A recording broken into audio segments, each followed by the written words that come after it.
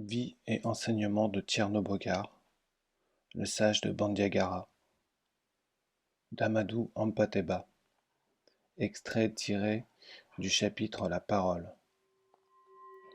Se méfier de sa propre poussière. Éducateur spirituel attentif, il n'oubliez pas de nous mettre en garde contre les dangers d'une complaisance envers soi-même qui peut insidieusement accompagner l'âme jusqu'au plus haut niveau.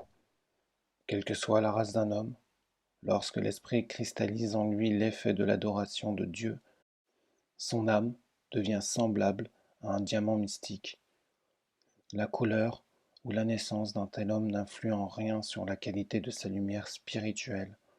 Quelle que soit sa dimension sociale ou le poids de sa naissance, s'il est parvenu à ce degré, aucun élément extérieur ne sera plus assez puissant pour le désagréger.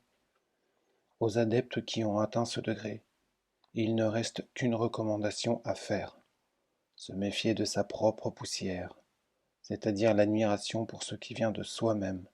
L'admiration de soi, si subtile et cachée soit-elle, peut pervertir l'âme de l'adorateur, même s'il est parvenu au degré spirituel dit de diamant, où irradie la lumière sans couleur et sans forme du nom caché de Dieu.